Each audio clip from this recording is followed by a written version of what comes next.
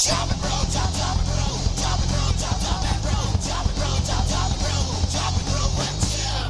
going on, everybody? This is Chip Walton. Welcome to Chop and Brew. In this episode, we're thinking big on a small scale at NanoCon. NanoCon is an annual conference that includes educational and informational seminars, but more importantly, it's an opportunity for attendees to interact one-on-one with brewers who are experienced in the nano space and vendors specializing in equipment and gear for those brewers working somewhere between a homebrew setup and, let's say, a 15-barrel brew house. I had a great time at the 2019 event talking with people in all different stages of planning or production, but also seeing what's hot on the manufacturing and ingredient side of things. In this episode, we start with a quick snapshot of what NanoCon is and why you should attend. Then we talk to some vendors who brought some really rad equipment and gadgets to the conference. And finally, we'll hear from some motivated brewers-to-be who I thought had really inspiring stories. Before we begin, a huge shout out to Brew Your Own Magazine, the host of NanoCon, for inviting me and giving me all access to the event. BYO is taking the event online this year due to concerns with COVID. NanoCon Online will take place November 6th and 7th, featuring more than 30 live seminars, interactive Q&A panels, and virtual expo hall. For full event details and to register, see nanocon.beer. Also, big thanks to our ongoing supporters, BSG Handcraft. Get all the info on the new 220-240 volt version of the Grainfather G30 at bsghandcraft.com. Imperial Yeast, whose new limited edition Kveik strain Pog is now available. Vital Stats at imperialyeast.com. And the Chop and Brew Patreon party people. Join them in keeping the show strong at patreon.com/chopandbrew. One really cool final shout out to James and Rosemary Castellano. They're from the Waco area. I met them while shooting this episode you're about to see when they were still a small brewery in planning. They are fully functional and operating now down in Texas. Golson Brewing. So a huge shout out to them. Also, they're old school brewing TV fans who, when they found out I didn't have any brewing TV shirts from back in the day, they made me one, y'all.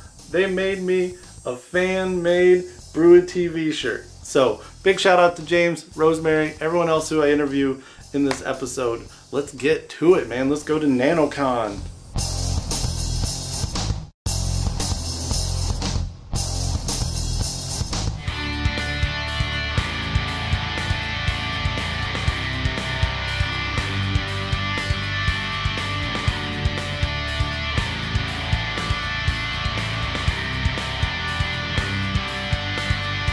Welcome to NanoCon. The whole idea about this conference is we saw a real need for a lot of our homebrewing readers from Brew Your Own Magazine who are taking that next step into small-scale pro brewing.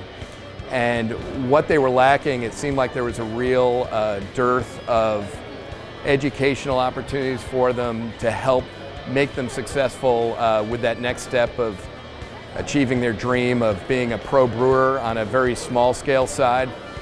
So much of what was currently out there a few years ago on the craft beer education side was more geared towards larger breweries, which made sense at that point. But now with the explosion of nano breweries, it's such a targeted and in many ways different business than the larger craft brew industry. We wanted to provide an event that was targeted just for the smallest niche within a niche within the craft beer industry. You know that the nano market is still growing. There's a lot of smaller communities that are, either underserved with craft breweries or just have no craft breweries. And this is just a great environment for them to come and see at this conference and learn about things specifically for their needs. I use a homebrew system. It's a Grainfather system right now, as I'm in an upstart setting. So that's why I need to know how to upgrade, increase the systems, and decide on what level I should end up in. We got a lot of information, we met a lot of people and make new friends, so it was really nice. And it's an eye-opener as well, because we thought we had an idea of what we wanted, and now it's like, oh, we maybe need to look at our business plan again. We've got seminars, not only for people starting up, but also on the business side, the brewing side and sales and marketing. We also worked hard to get vendors that were specifically targeting the nano industry. So from the equipment side, the scale is all 5 barrels and down.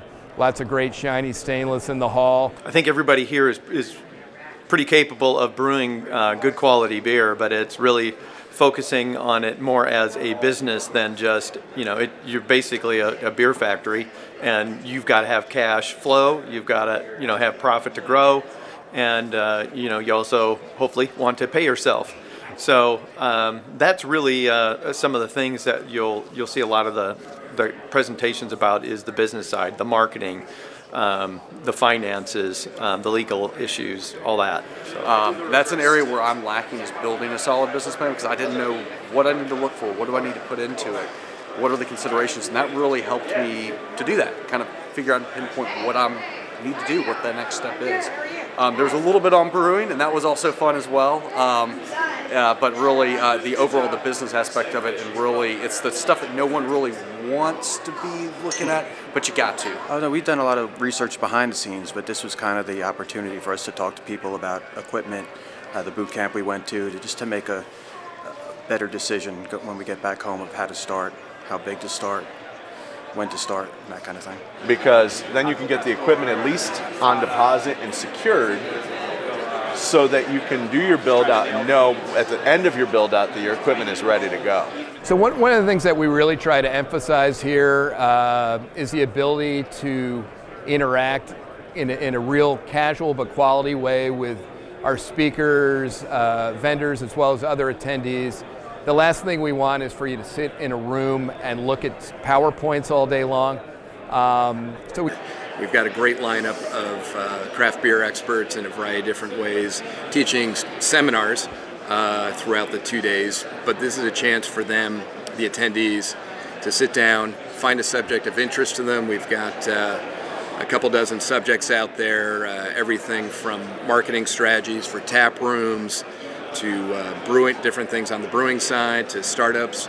And it's a chance for them to learn from each other and share what's working for them, what's not. And it's kind of like speed dating. It is like speed dating, a 30-minute speed dating. So as we move this event around the country, we also try to shine a spotlight on the great local craft beer scene wherever we go. So we make sure to wrap up each day and afternoon breaks by inviting local nano breweries and craft breweries to come in and pour. And it's also a great chance to interact with the local brewers, so our attendees can ask them questions about not only their beer, but about what they're doing on the business side as well. As I mentioned earlier, one of the coolest parts about NanoCon is an expo hall filled with the latest and greatest in equipment for upstart or expanding nano breweries. It's like a stainless steel gadget nerd heaven. So our newest item is the Grainfather G70. It's our half-barrel, all-electric pilot system. So it's great for nano breweries as a pilot system, also great for craft breweries as a pilot system. Being able to make a half-barrel, have your recipes saved, and actually have our software sort of monitor the process for you and save that information is great to have. So being all electric and 2-vessel in one system, mashing and boiling, really makes it compact so you can keep it anywhere in the brewery. We have rolled edge mash screens, a full false bottom for hops, conical style false bottom, a great pump, and it's really easy to lift with 2 folks as well. It's great to talk to all the breweries in planning here because you get a lot of good ideas coming through as to what the industry is currently moving toward and what they're looking to do, and a lot of that is in this very micro and nano space, and a lot of folks are showing a lot of interest in half-barrel and 1-barrel systems right now, which is great.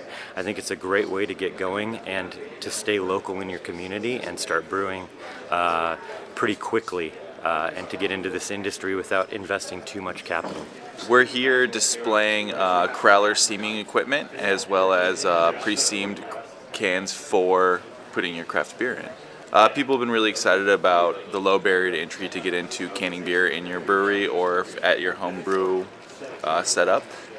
We have different machines here that you can hand crank and seal cans or you can do it automatically, or we have cans that you can just get started without a steamer. So these people in the nano space have breweries where people come in and want to take beer home with them. And as a smaller brewery, having a canning line or a bottling line usually isn't an option.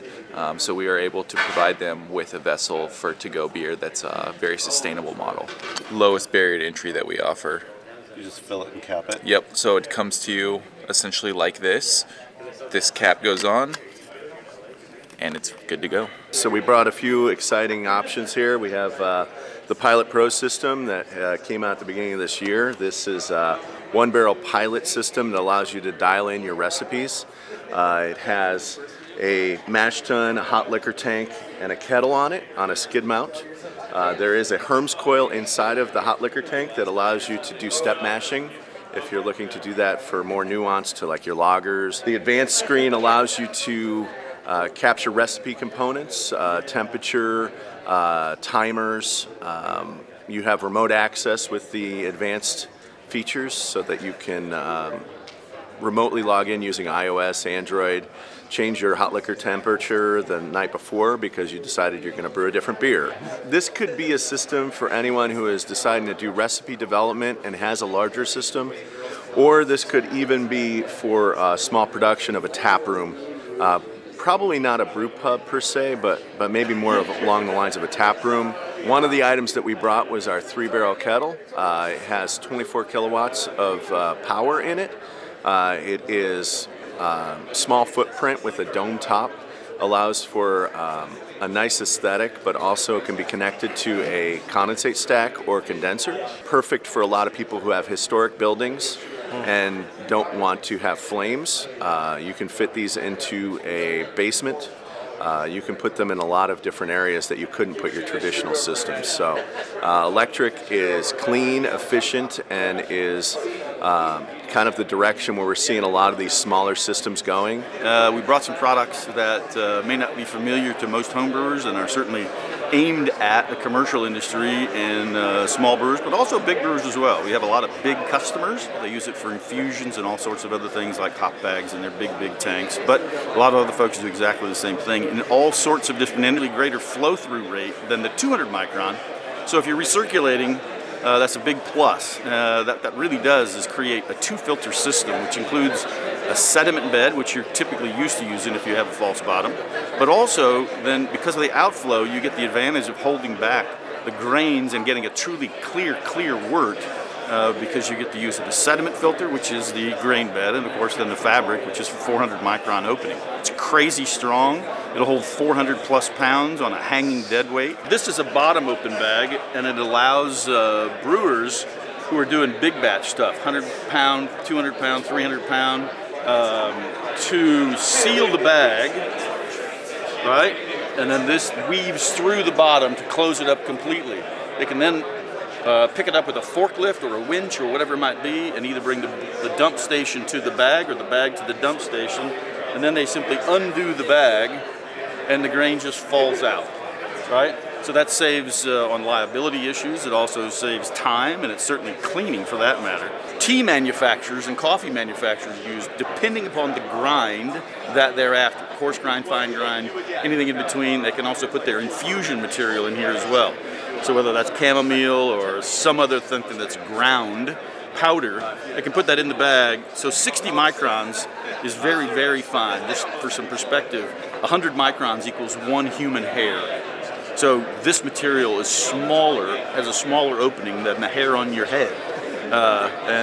Coffee, a lot of commercial coffee manufacturers use this material, but also tea and anybody else for matter that needs to separate really fine stuff. This is a barrel kit that we make, and it's for converting any wooden barrel into an upright fermenter, fruiter, or holding vessel.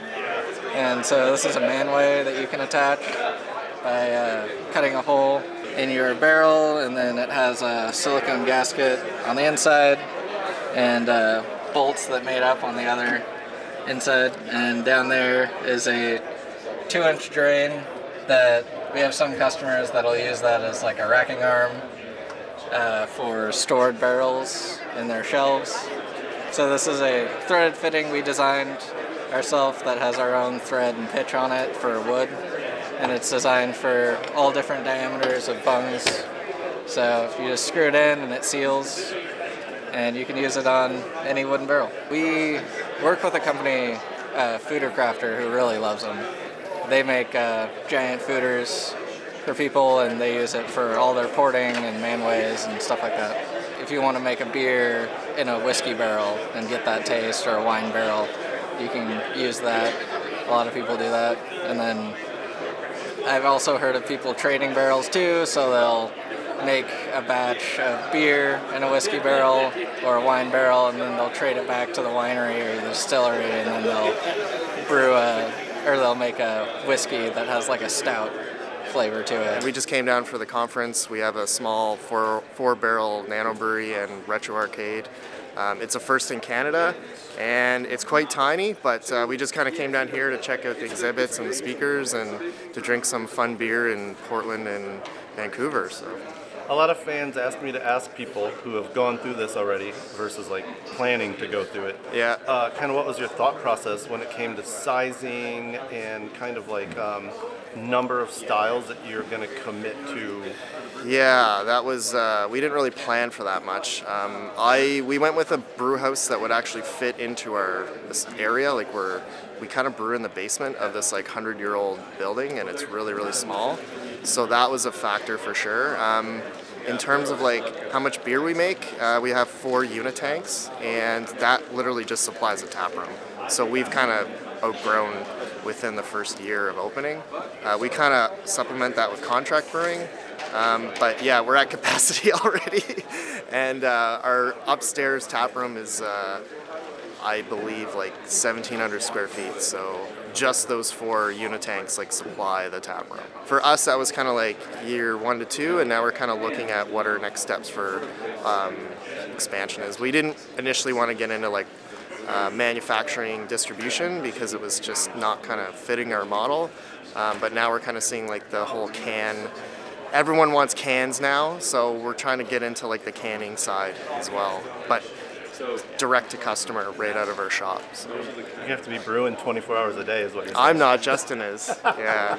It's like as our styles are essentially, we kind of mix it up a lot, so we try not to brew the same beer twice, but now we brewed like 50 batches of beer in 7 months. So now all of our recipes that we find that our customers like and that we like, we're going to kind of redo them all again and keep refining them. So that's kind of the model. Whereas like with most other breweries in the city, they're kind of doing the same beers all the time, and they'll do kind of like seasonals and like one-offs. Like we can take a little bit more risk and just do like wacky beers. So it's pretty fun. While at NanoCon, I talked with a lot of attendees who were planning everything from tap rooms and brew pubs all the way to production-only breweries that might supply 1 or 2 brands specifically for one restaurant chain. It was very interesting. I was really excited to talk with international visitors who were looking at things from a very different perspective due to their local beer culture or laws which might allow a small brewer or even a home brewer to sell their beer to the public. It'll be in a little suburb of Waco called Golson, and it has its unique challenges. It's an unincorporated part of the county. We can only do 5.1% ABV or lower, which I think has a good spot in the market now for people that want to do session beers and that kind of thing. It's going to be happening in our shop behind our home, about 3,000 square feet. Yeah. And distribution only, right? No tap room kind of model. For now, that's correct, yeah. We have a few restaurants and some people we know that own clubs and bars that will allow us to put some taps in right away. So we'll start with that model, and then if it grows, then we'll consider doing a tap room or getting a second site for that. We're kind of traditionalists. We're not hazy boys, as they say, but I'm sure we'll have our girls. I'm sure we'll have an IPA at some point, but English mild, kind of a wheat beer that we've produced that's kind of a little bit hoppy, and a pale ale that we're looking to do. So kind of 4 or 5 regular beers and maybe a Mexican lager. Some people are really going all in, tap room, the whole 9 yards, and some people from Trinidad we've got to know, which is pretty awesome, and Puerto Rico was the other group, right? Yes. And then another guy from Sweden. So coming from all over the world right. to do this, that was pretty eye-opening, because we always just tend to think it's America, you know. And It's a global thing. I run my brewery and a tap room in the basement of my house back home in a residential area, right outside of Stockholm. So I get all the permits needed, and my neighbors are happy because I invited them to the project or were ready from the start. In our neighborhood, there is so little to do. There's very few restaurants, as it's in a residential area, and the major restaurants are in the city. And they respond very well, and it's like a hidden place. It's like an exclusive place to go. You don't find it, you can't see it, because it's in a dead-end street, and it's very hard to get by. You can't park there. You need to walk, take a bike, or go there by a tram. The tap room only takes 16 persons, so it's a very small setting. But in the future, I will have an outdoor area serving as well in the summertime. And as it's only for reservation, I put out a sign in the street when there are reservations. So in that sense, the people come to my place, they feel it's very, very cozy. I don't play music because I want people to be communicating, to talk to each other, even if they're different kind of people have made reservations. They talk across each other, so it makes a blend of people communicating. Right now the craft beer industry is starting to grow in Mexico as a country. Right now it's like really strong in the borders, so close to San Diego, California, close to Texas, so all the border is having all the influence from the United States, so the quality of the beer is really good there. Some breweries from up here from United States are helping like Mexican brewers down there.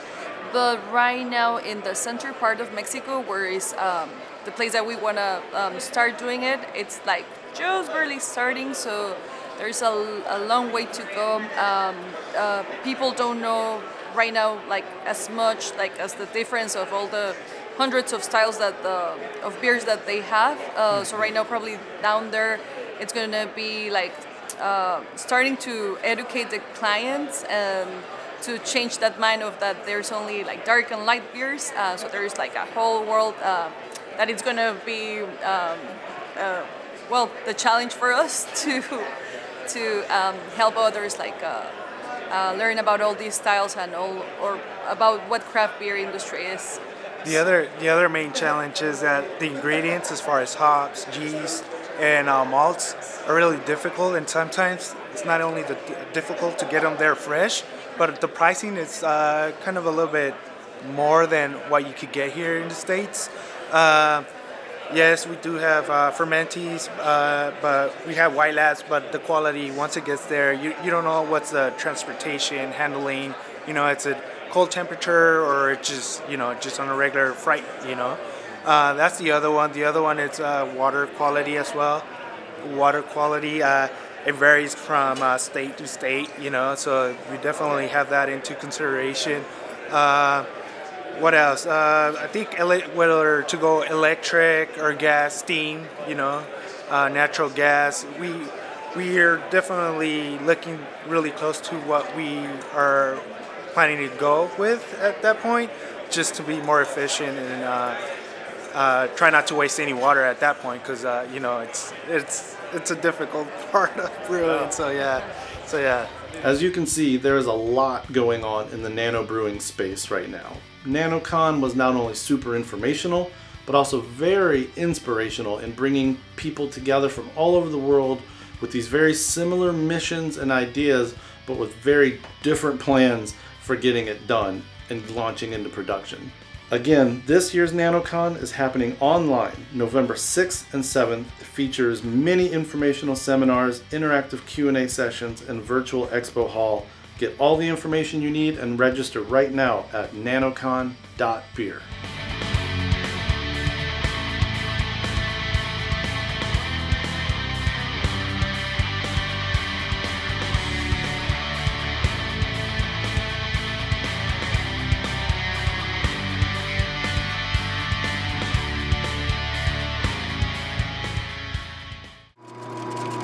Chug it, dude.